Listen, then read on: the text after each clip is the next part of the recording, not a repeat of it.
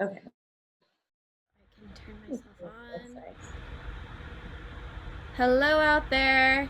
We are just getting set up and we will be streaming live soon.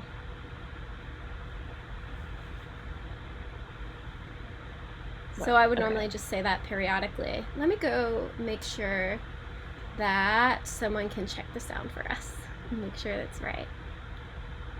Okay.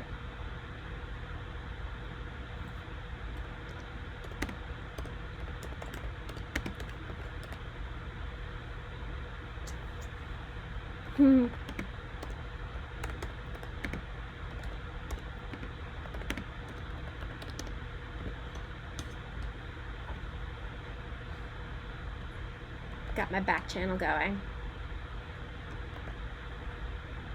Or if anyone is here in the chat, if you can just confirm that you can hear us both. Hi. Where did that come from? Was that you? Oh wait, I opened the. Okay, I'm gonna close it.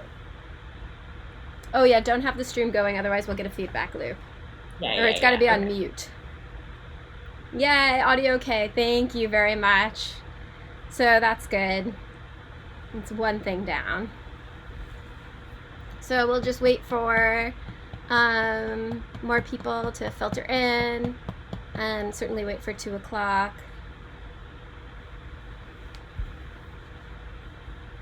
Hi. She loves Zoom because she just learned how to wave, and it's the perfect waving medium. It is the perfect waving. Yeah. Hey, yeah.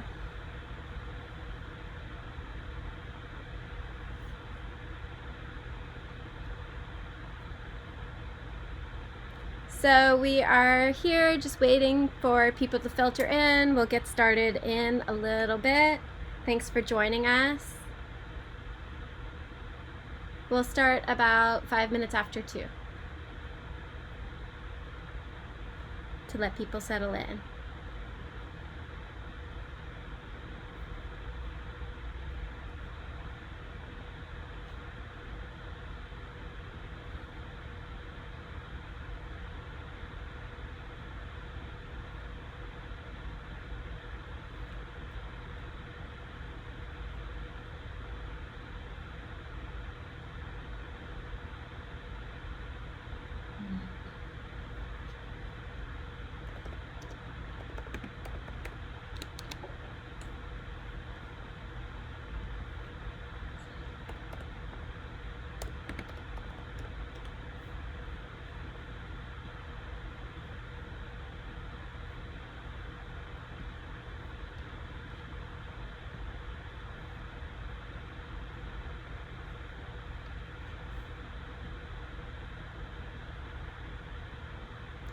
Hi there, if you're just joining us, we are just getting all set up and waiting for some people to filter in. We'll get started about 5 minutes after 2 o'clock. Getting our coffees, feeding our babies, doing all the things that we need to do before we properly live stream.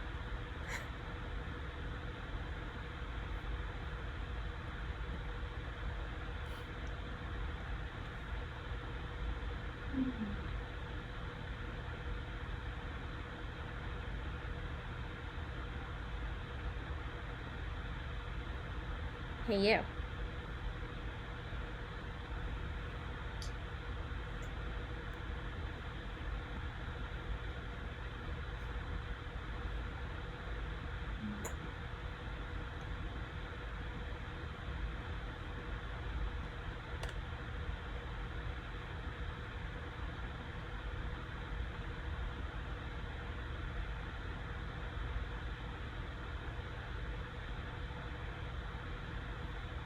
So how are you doing, Morgan? I'm doing all right. You're in New York also, right? Yeah. It's tough. It's tough. It makes a big difference to me when it's a sunny day. Yeah, looked at the weather because we have a backyard, and so I really want to like make use of it. And I looked at the weather, and it's gonna be like rainy for the next gazillion days, and I was like, no, no. Uh oh. It's funny how it like penetrates everything. What? Sorry, say that again. Oh, just I don't know. I never realized how big a difference weather makes when you're staying indoors for the most Yeah, part. it's true Oh, though. Well, it comes in, just that little bit, and that little bit right now counts for a lot. but Ooh, it's really laggy. that's good.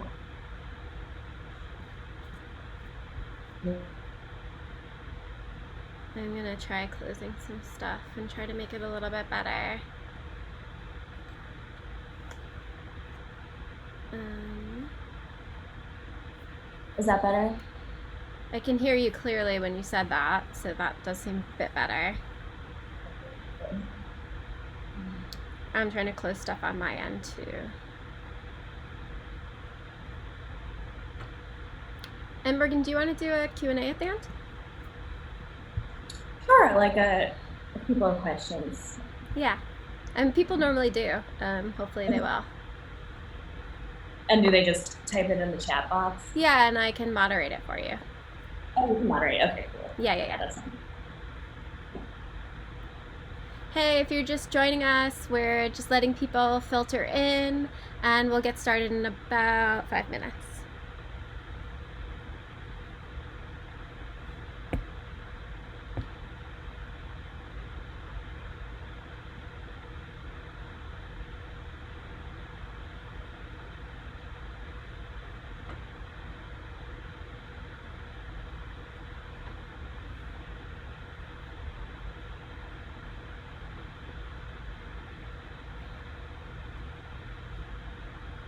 We're pleased to say that we're broadcasting to you from sunny New York.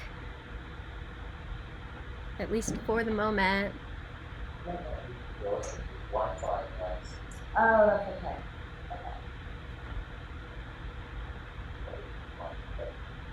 Okay, thank you.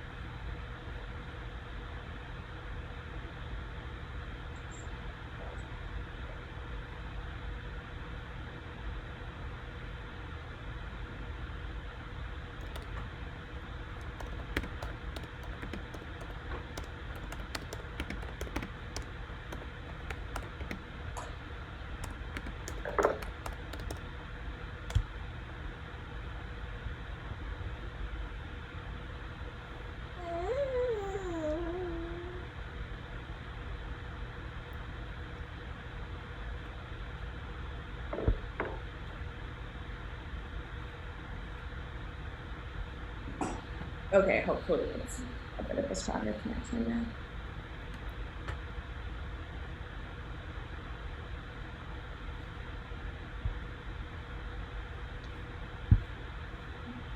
It's nothing competing.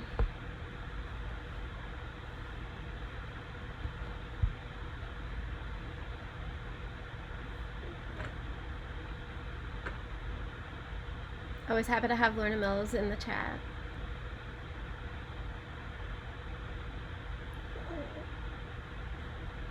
I'll be.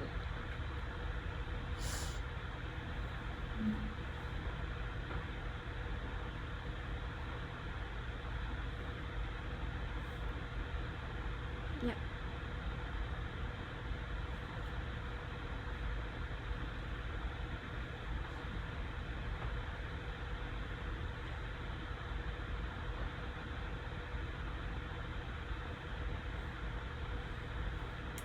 So if you're just joining us, we're gonna get started in a few minutes.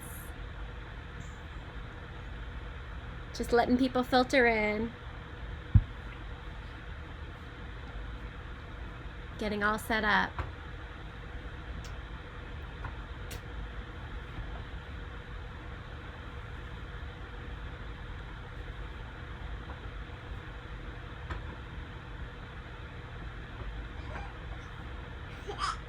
Done.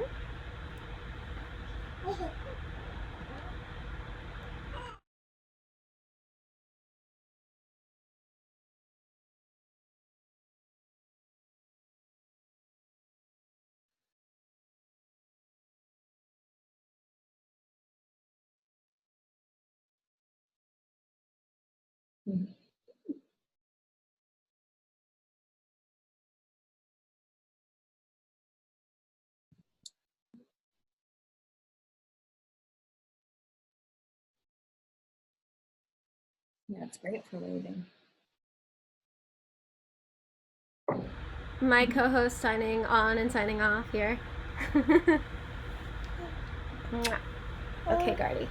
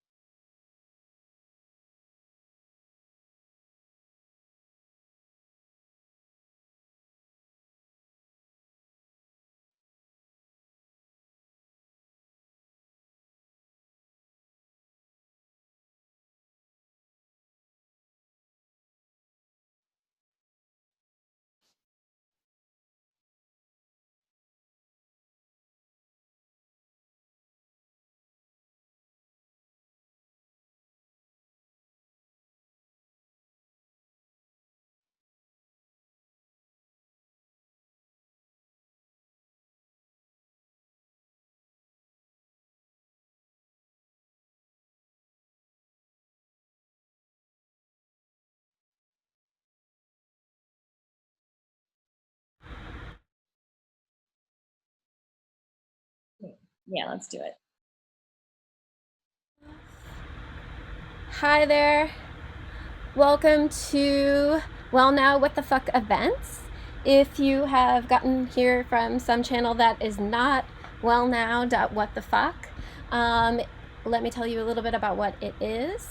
It is an online exhibition with 90 plus moving image artists co-curated by myself, Lorna Mills, and Wade Wallerstein. We are here doing an event series. And I just want to tell you a little bit about what is coming up. On May 1st at 2 p.m. Eastern Standard Time, we are going to have a panel called Emotional Materiality Across Mixed Realities. The discussion will be led by Dorothy Santos with panelists Laura Hunji Kim, Tiare Ribot, Carla Ganis, and Clark Buckner. And then the next day, on Saturday, May 2nd at 2 p.m., we are going to be reopening the exhibition. And we are welcoming another 25 plus artists, and we will be streaming an opening event. So join us then. So now I would like to introduce Morgan. Sorry, let me pull it up. Morgan Green is a writer and artist who works to disrupt stasis in the ways that people read words and bodies. At present, she is scrutinizing the work that the digital does on the body, as well as the work that flesh does on machines.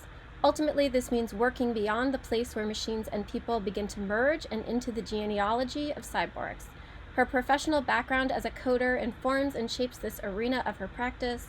She exploits computers for their ability to proliferate text and images rapidly. She uses code to recontextualize the component parts of signifiers, and in this way to spread apart the pieces of the constellated machines that restrict the body and the self. She is disassembling the web of cybernetic forces that accrete to structure, time, space, and thereby formulate body minds, excuse me. And so without any further ado, I'm going to turn it over to Morgan, who is going to be performing The Passion of the Neutral. Oh, I'm sorry. Wait. One more thing. Today we're going to be run by donations. So if you've gotten here by some other means, please go over to wellnow.whatthefuck and hit that donation button. Please give Morgan some money for this performance that we're about to see.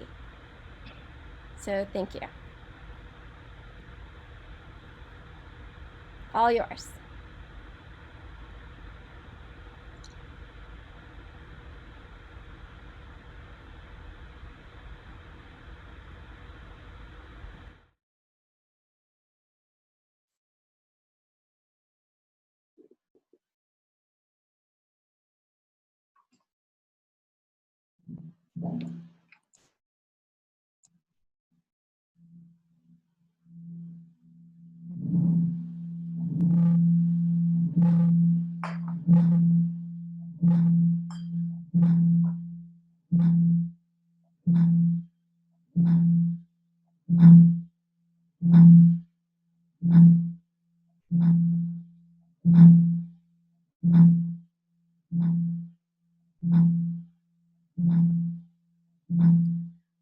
After lunch on Thursday, the 24th of October, 1776, I followed paths across the vineyards and meadows as far as Chevron. I crossed over the cheerful countryside which separates these two villages. Then I made a detour in order to come back across the same meadows by taking a different route. I was on the road down from Menilmonthon about 6 o'clock when some people walking ahead of me suddenly swerved aside and I saw a huge Great Dane rushing down upon me. Racing before our carriage, the dog had no time to check its pace or to turn aside when it noticed me. I judged that the only means I had to avoid being knocked to the ground was to make a great leap, so well timed that the dog would pass under me while I was still in the air. This idea, quicker than a flash, in which I had the time neither to think through nor carry out, was my last before my accident. I did not feel the blow, nor the fall, nor anything of what followed until the moment I came to.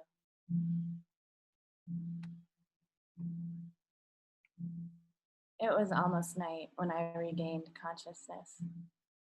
I found myself in the arms of 3 or 4 young people who told me what had just happened to me.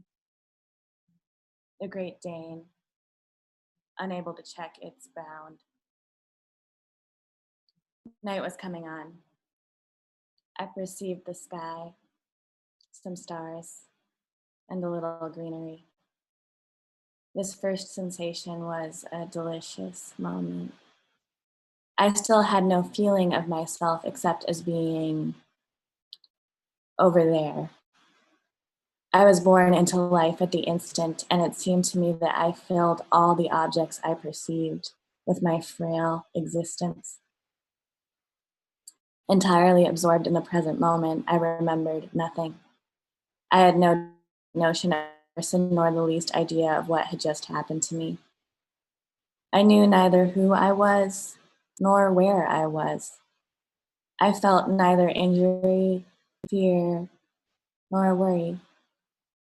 I watched my blood flow as I would have watched a brook flow, without even suspecting that this blood belonged to me in any way. I felt a rapturous calm in my whole being, and each time I remember it, I find nothing comparable to it in all the activity of known pleasures. That was Bart quoting Rousseau. Mm.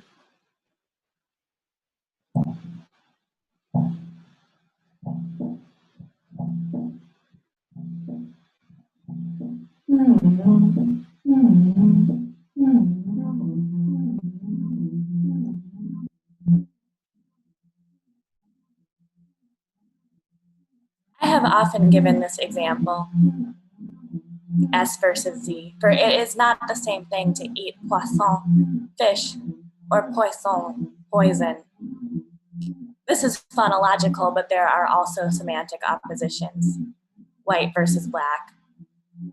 Put another way, according to the perspective of Saussure, to which on this matter I remain faithful, the paradigm is the wellspring of meaning. Where there is meaning, there is paradigm. And where there is paradigm, opposition, there is meaning. Elliptically put, meaning is on conflict, the choice of one term against another, and all conflict generative of meaning. To choose one and refuse the other is always a sacrifice made to meaning, to produce meaning, to offer it, to be consumed.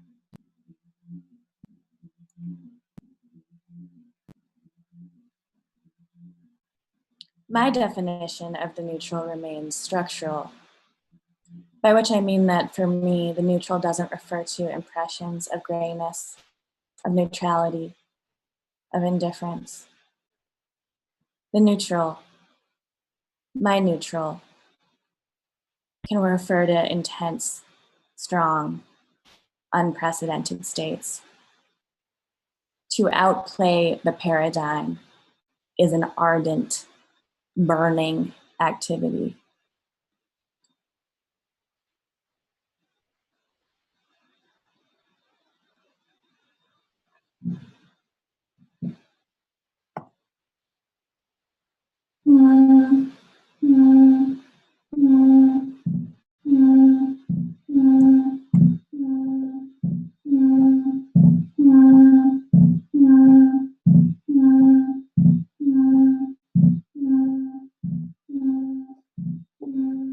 The first question, the first neutral, announced subject of the course is the difference that separates the will to live from the will to possess.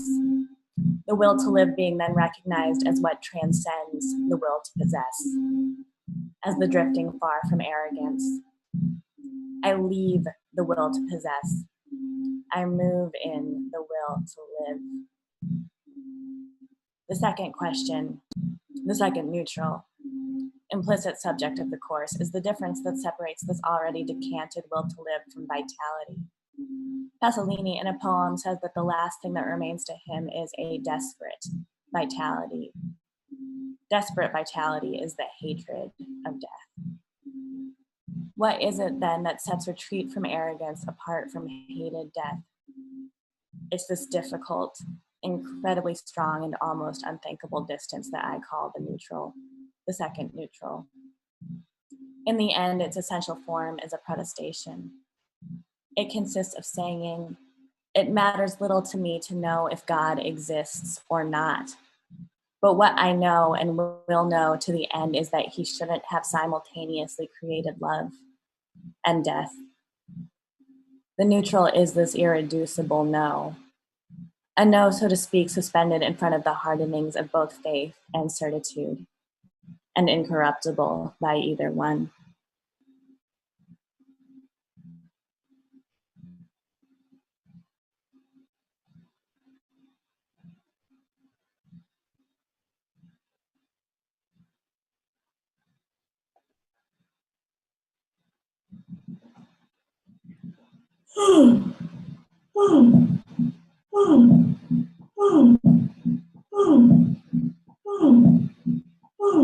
Depression is increasingly recognized as a nosological reality, perhaps through the creation of a supposedly relevant pharmacopoeia. One can have sick leaves for depression, exemptions from military service, etc. But weariness, try this experiment. Draw up a table of received credible excuses you want to cancel a lecture, an intellectual task. What excuses will be beyond suspicion, beyond reply? Weariness? Surely not. Flu? Bad. Banal. A surgical operation? Better, but watch out for the vengeance of fate, the way society codifies mourning in order to assimilate it. After a few weeks, society will reclaim its rights, will no longer accept mourning as a state of exception. Requests will begin again as if it were incomprehensible that one could refuse them. Too bad if mourning disorganizes you longer than stated by the code. Society has always coded the duration of mourning. Manners and the memento la Russe, end of the 19th century, father or mother, 18 months. At least it was a generous, large-scale framework. Today, the right to mourning very reduced. Right to mourning to be inscribed in the social claims, utopias.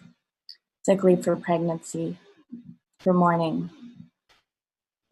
Thus, weariness is not coded, is not received, always functions in language as a mere metaphor, a sign without referent, chimera. That is part of the domain of the artist, of the intellectual as artist. Unclassified, therefore unclassifiable, without premises, without place, socially untenable. Whence Blanchot's weary cry. I don't ask that weariness be done away with. I ask to be led back to a region where it might be possible to be weary. weariness, exhausting claim of the individual body that demands the right to social repose. That sociality in me rest a moment, topical theme of the neutral. In fact, weariness is an intensity. Society doesn't recognize intensities.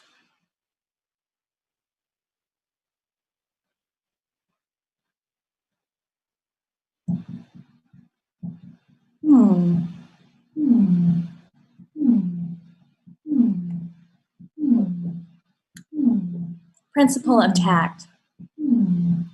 I must return so as to start from it one more time to a citation from Sade on the principle of tact. The Marquise de Sade, having asked the imprisoned Marquis to have his dirty linen sent out to her, knowing the Marquise for what other reason than to have it washed, Sade pretends to see her in her request another properly Sadian motive. Charming creature, you want my dirty linen, my old linen? Do you know that is complete tact? You see how I sense the value of things. Listen, angel, I have every wish in the world to satisfy you in this manner, because you know the respect I have for tastes, for fantasies, however baroque they may be. I find them all respectable, and because one is not the master of them, and because the most singular and bizarre of them, when well analyzed, always depends on a principle of tact. Never separate a behavior from the account the subject gives of it, for the word penetrates the act throughout. Sade's very utterance exposes what the principle of tact is: a pleasure, jouissance, an analysis, a verbal operation that frustrates expectation. The laundry is dirty in order to be washed, and intimates that tact is a perversion that plays with the useless, non-functional detail. The analysis generates minutiae, a possible meaning for delicate through dubious etymology, and it's this cutting and rerouting that is the source of pleasure. One could say pleasure is the futile, fundo, which flows that nothing withholds. In short, tact, analysis to untie when aimless. Such is the background, the semantic web. Thus, we as well. Let's analyze. The laundry is dirty in order to be washed.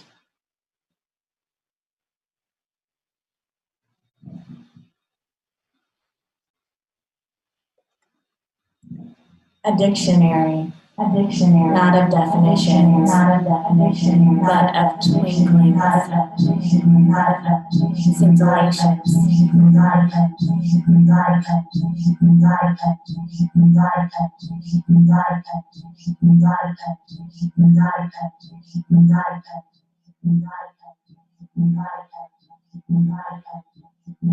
In reality, this neutral awakening, precious, rare, fragile, brief, relates back to the substance of sleep.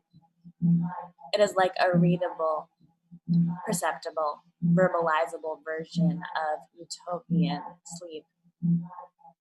Indeed, the aporia of sleep, anticipated, fantasized as a happy state, but one we can only report about in a non-sleeping state, implies a divided consciousness cut off from speech, and that we will call it utopian sleep or utopia of sleep, since we can't speak of it except as a fantasy.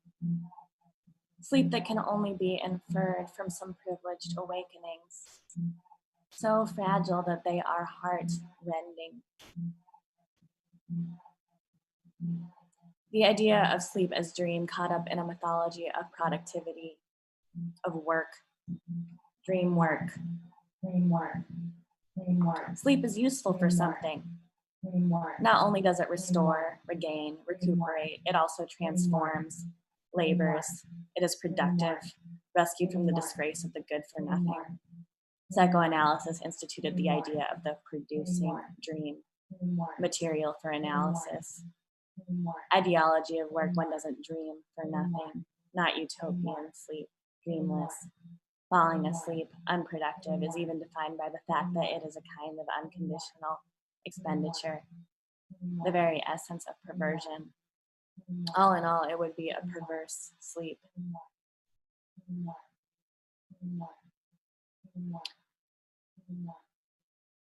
Sleep, love, benevolence. As a utopia, to finish, sleep has to be linked not to one but to two. There can be no solipsistic utopia. Form of this sleep utopia, to sleep together, adu. That's to say, recall of dreamless sleep, one doesn't sleep as a twosome. The dream separates, solipsizes. It's the archetype of the soliloquy. To sleep as a couple in an essential way, if not in its contingent occurrence. Dreamless sleep, since dream is narcissistic. Utopia of sleeping as a couple could be desired as absolute act of love, and whatever its realization as a golden fantasy. Why? Sleep thoroughly woven of trust. To sleep mobilization of trust. To sleep on both ears, on the ear of the other and one's own. To sleep with one ear open. To sleep together utopically implies, or not to sleep with one ear open. To sleep together utopically implies that the fear of one's image being surprised is abolished. Little matter that I be seen while sleeping. Albertine's sleep observed by the narrator, act of falling in love, of love passion, not of love. Because the gaze sets oneself apart.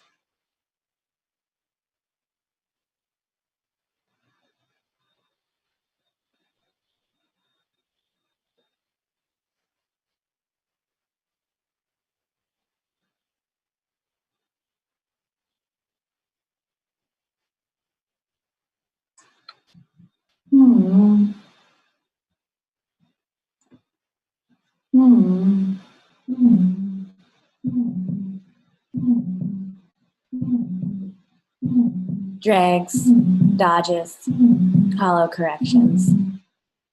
Everything about the neutral is about sidestepping assertion.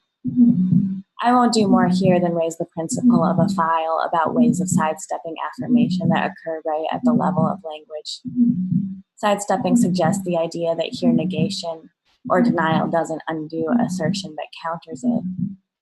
It is itself assertion of the no, arrogant affirmation of the negation. The writing subject, feeling the statutory arrogance of language discourse, is tempted to relativize sentences in a coded way. It's the oratorical precaution. In my humble opinion, it seems to me, for my part, I believe that. Of course, I understood this very quickly. This doesn't change anything to anything. The assertion, the arrogance remains intact, for the only thing the precaution does is satisfy the imaginary of the speaking subject, who tolerates their image more easily if they dampen down its superb. In fact, writing is fundamentally assertive.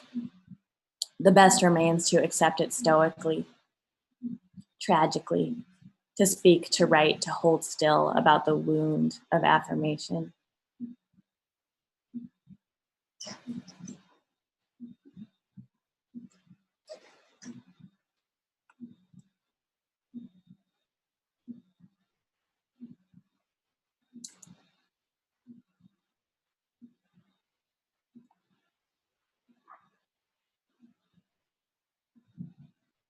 Dict.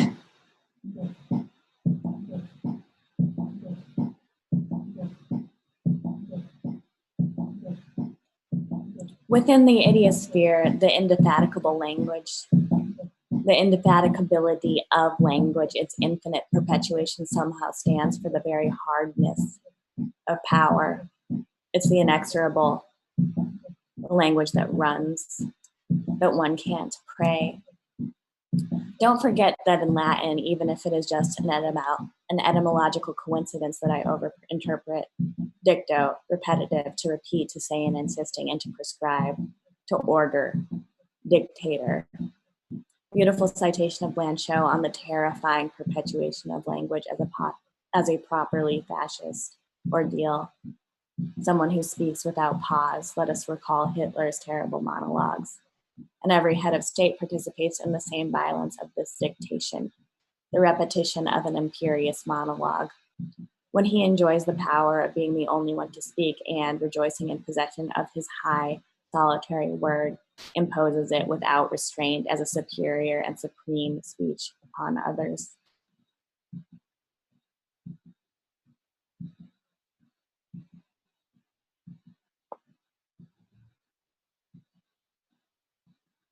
Finally, a personal incident which will nicely introduce the figures to come.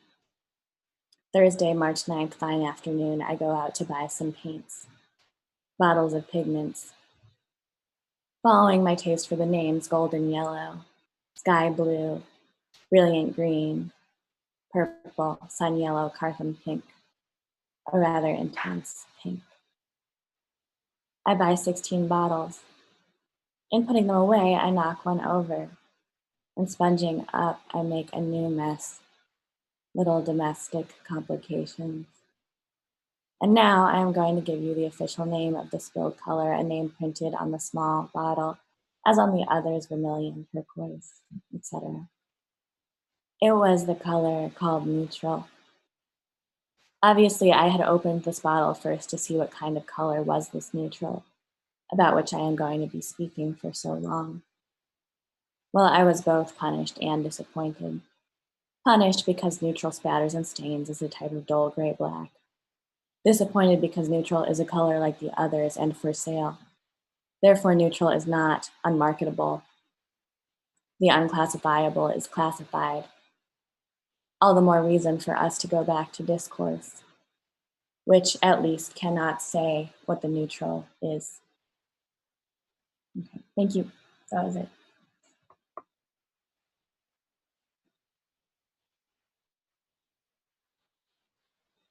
Thank you so much for that. That was beautiful. So we are going to open it up to questions. If anyone might have any questions or comments in the chat, and I imagine people are going to take a minute to think about it, but I would love to open it up with my own question, which is, can you tell us a little bit about the relationship of your reading and the performance with what's going on behind you? Because I kept kind of going back and forth a little bit and wondering kind of like how the two fit together. Okay, yeah, so behind me is a milk factory operating in, I believe, the 1940s. So that's about 30 years before Roland Barthes did the lecture series on the neutral that I was quoting from.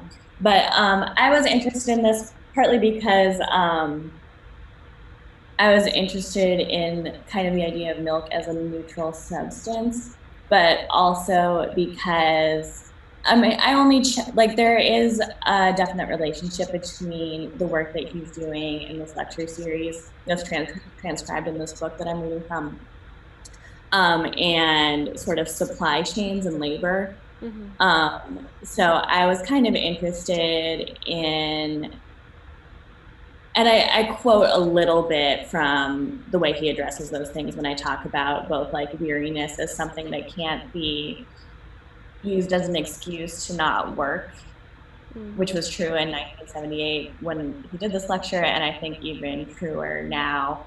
Like you have to have a better excuse than being exhausted or weary to not come in. And then also he's talking about this idea that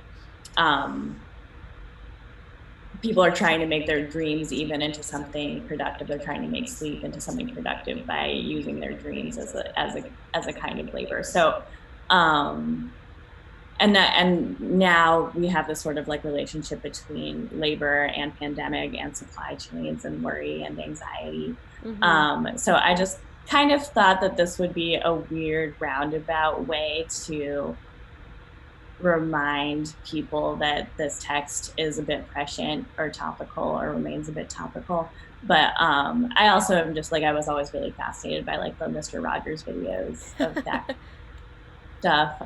So I find it, I guess it's neutral in that it's sort of, or like maybe parries a paradigm in the sense that it is both a really concrete image of hidden labor and machine labor and animal labor. But also I find it weirdly calming. This milk production.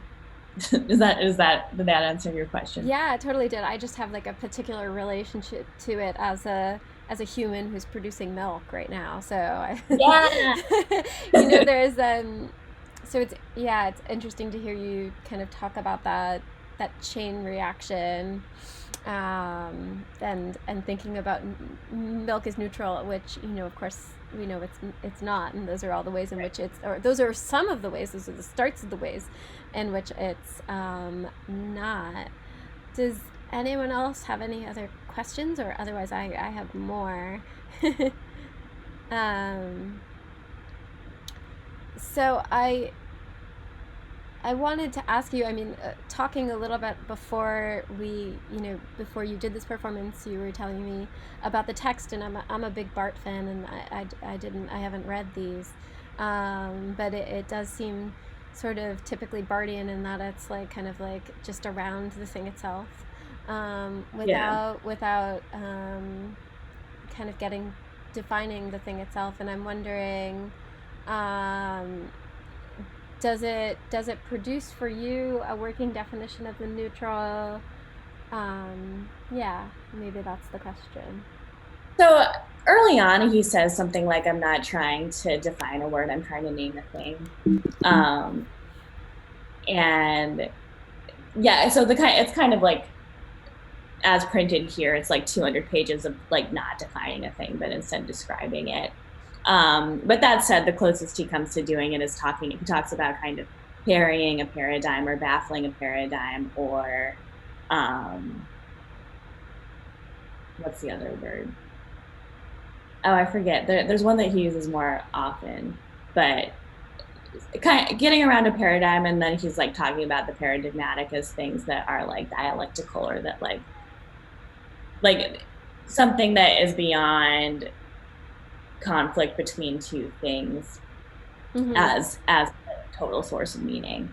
So it's confusing, but I'm really into like, and he addresses gender briefly in it, not always in the most productive way, but I do think that there's something there in terms of, yeah, just being outside two-ness as a way, as a framework for seeing like everything. Mm-hmm. Um, so that's kind of, yeah. So he says that in a bunch of different ways, but I think he's more interested, like, but that it's kind of easy to say that, but it's harder to put your finger on anything that actually does it. Right. So that's what he's kind of trying to do throughout the text. And is this a performance, and is this a text that you went to specifically, like went back to specifically because of like current conditions in quarantine, or is this something that you had already developed? I think that I've been, this text is obvious, it's very dense and it's very rich, so there's a lot that you can derive from it. I kind of tried to pick a series of excerpts that specifically address themselves to this moment. Mm-hmm. Um, the way that they do that might be a little bit personal to me, so I don't know if it's really obvious, but at least I guess like, for me, these are excerpts that make the situation right now a little bit more legible or feel a little bit less scary. Um, Yeah, I mean, but it's hard to distinguish between, I don't know, the desire to kind of write this moment onto everything else versus things that were specifically designed right. for this moment. Like, my partner was like, we were watching a film and he was like, oh, it has this resonance with Zoom and like looking off camera in Zoom and this and that. And of course, there are no films that address that really, at this point. So it's like, it's so easy to write on this moment to almost everything. So I was just kind of curious where, like, where this text fell in with you, and like when you went back to it. Um, yeah, I wonder. It's interesting too, like the neutral. So much of what I teach, and so does my partner, and both of us have been thinking about teaching, is obviously this activity, and it's productive, much like filling, milk jugs. But then it's also this non-activity because we're not in the same space as our students. And I'm wondering, did you think about the neutral as a kind of metaphor for quarantine in some ways, that there are these kind of acute pleasures, and but also this, I don't know. Yeah, I mean, I think that like I do think that the main way in which the work seems especially prescient about this, or especially relevant to this moment, is it's just like, I feel like for everyone it does change your relationship to labor. Mm-hmm. And for me, like, I grew up in the Midwest, and it's very difficult for me to sort of, and for a variety of other reasons, but it's difficult for me to sort of like see my value outside of what I produce. Mm-hmm. And I feel like I've been trying to learn to do that for a long time. But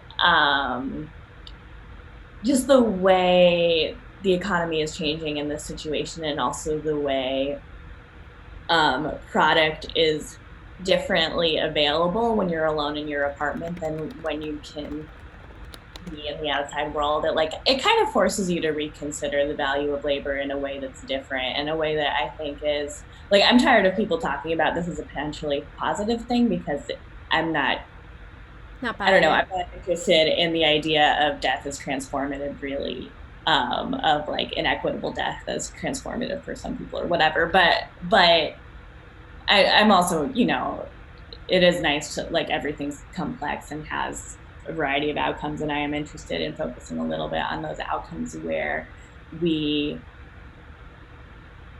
aren't attempting to reframe how we value our reality, but are forced to do so, and not even necessarily in a violent way. It's just sort of the product of, I mean, it's funny to use the word product, but like, it's inevitably going to happen that your position on certain kinds of value judgments is going to change when you can't access things in the same way, and when your Right. work can't be rewarded in the same way.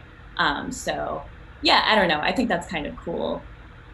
I think that's one thing about the situation that's kind of cool, although I'm not interested in framing the situation as like something that's positively transformative Right. either. Well, I think, Yeah. this situation is not positive for any number of reasons, but we're here, so we have to sort of deal with it, and maybe find the pleasures where they may lie. That's certainly, I think, what Bart would try to do. Okay. There are some questions coming in. One from Wade. What sorts of systems, models, worlds are possible in post quarantine mindset? How can we reevaluate our own positions and think through new ways of operating, aka de emphasizing outputs? That's a big question, and that's a Yeah. really good question. If I knew how to do that stuff, I totally would.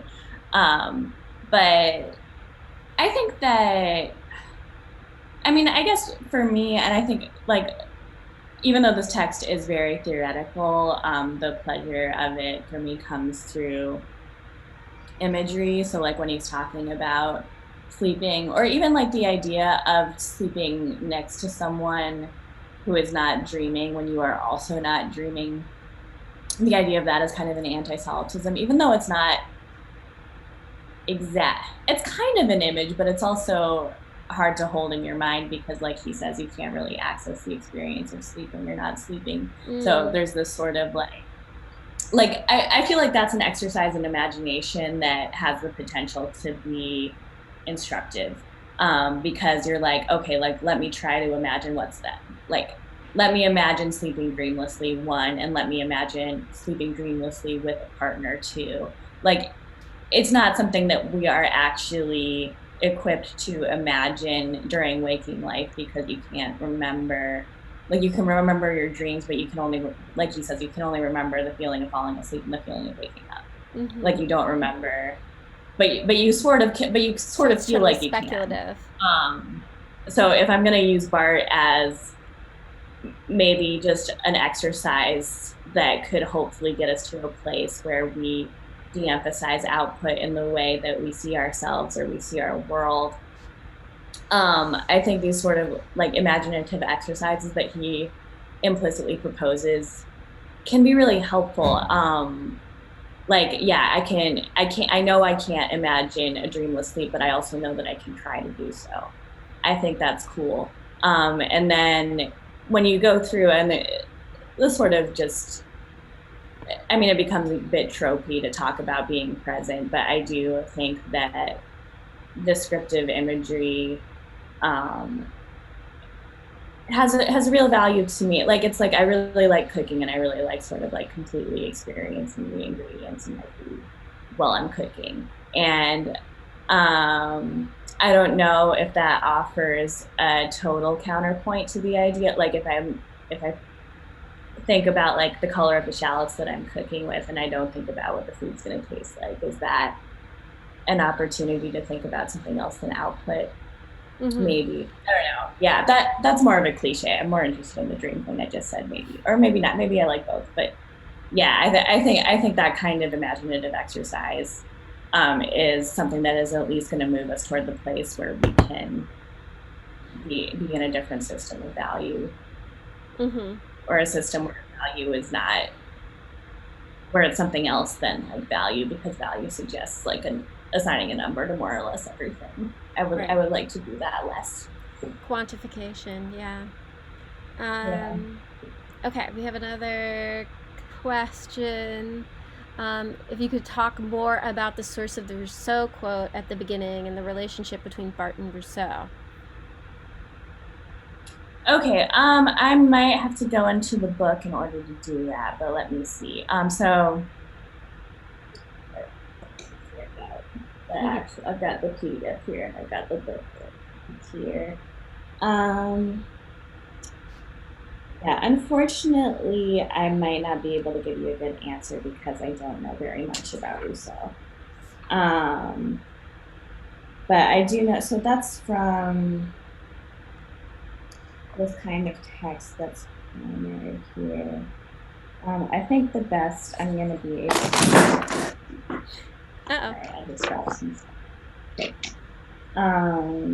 Something crashed in the milk factory. Something crashed in the milk factory.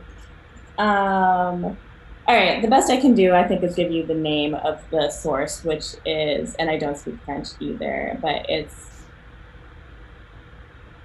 Les Rêveries du Promenade Solitaire. So the reveries of something solitary is where that's coming from. And I adore that part of the book, but that's all the context I've got. But hopefully that, I don't know, makes it a little easier to Google it. And then Wade says, crazy to think about leaving quarantine only remembering the moments we enter and exit. It's sort of interesting. It actually is all kind of reminding me what you said, and thinking about this entry and exit of the novel My Year of Rest and Relaxation. Oh, I read that. By Matessa, I'm not sure exactly how to pronounce her name, but Moshfegh. Yeah, Matessa Moshfegh, I think, something like that. And this kind of like nothingness of being, or the neutral of being, or trying to get, actually it's more like striving to get to neutral rather than being neutral, because that's the state that she can't achieve. It's just like pain, frankly, that she's trying to escape. And yeah, that does feel, I've thought frequently about that novel during this time, actually. Yeah, I've thought about it a bit too. I was kind of thinking about maybe giving it another read, but yeah, because she's sort of, and I think it's what you were saying about how it's easy to project this moment onto everything. Like, I mean, anytime, it's actually surprising how often you'll encounter like a movie or an episode of TV where somebody's has to be alone in their room for some reason. Like it happens, you would think. And then, not to spoil it, but she makes a choice to self quarantine, and she is trying to do the opposite of work deliberately. She's trying to find a way to be as unproductive as possible because she thinks it's going to be transformative. And the way she chooses to do it is kind of destructive. But well, it's funny to call it quarantine because that's not what she would. Yeah, that's not what she calls it. But that's what it looks like in retrospect. Yeah. Yeah.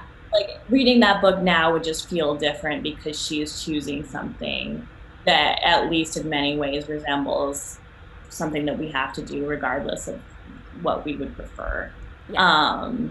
And there have been like, there's like that Chekhov story, I forget what it's called, but where they do, and I read the story when I was like a teenager and I found it absurd at the time, but this guy is forced to be alone with a bunch of books in a room for like a year or something like that. It's been a while, so I remember getting the details wrong, but he has to be alone in his room for like a year. And at the end of it, instead of reveling and being allowed to leave, he's like, no, I'd rather stay alone with these books because that's a more fulfilling existence. And I was like, fuck that, nobody feels that way. Well, that actually reminds me more of like the Twilight Zone, you know, the episode where the man is like the last person on Earth and he has survived with all of his books, and then the first thing that happens is he breaks his glasses. That's what it reminds me of more than anything else. That's really funny.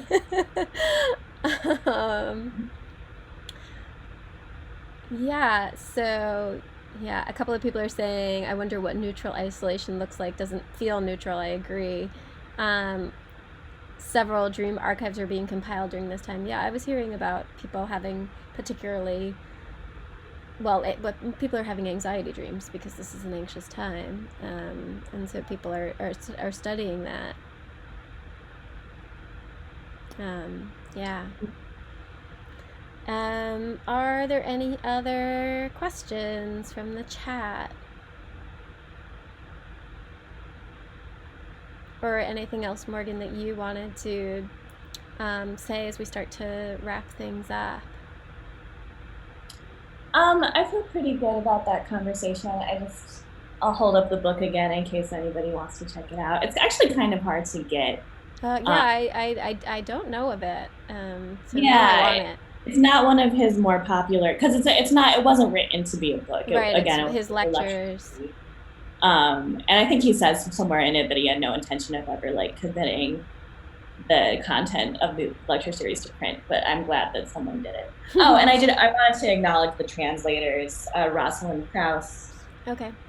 Rosalind Krauss, and her partner, Dennis Hollier. I'm probably pronouncing it wrong, but they did a really good job.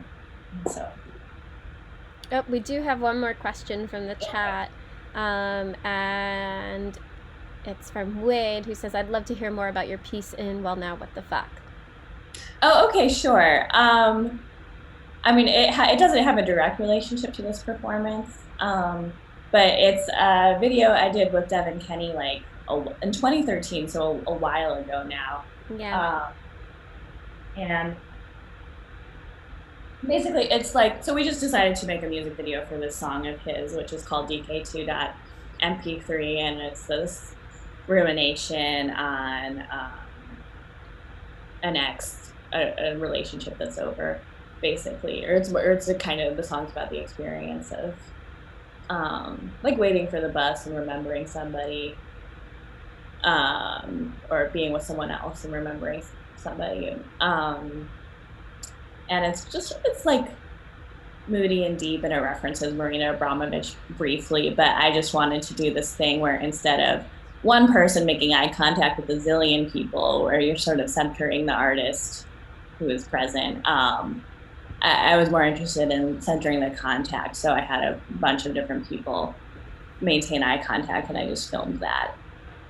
Or we just filmed it. And yeah, there's like one with a mother and son where after like 5 minutes of just like looking at her son in the eyes, this woman starts to weep, and her son's like, he's like 10 years old. He's like, what's wrong? Um, and there's a few that are between people who never met before. There's one between a couple that got engaged like a few months after. I don't know how they're doing now, but that was cool. I hope they're doing well. I bet they're doing well. More than likely, I just don't want to. I don't. But yeah, and so it was sort of like riffing on like what was topical in contemporary art at the time. And yeah, I don't know. I guess there's a bit of relationship between like eye contact and being asleep, maybe.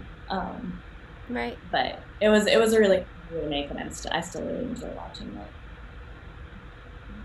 Great, thank you so much. So once again, if you go to wellnow.wtf, please go ahead and hit that donate here button.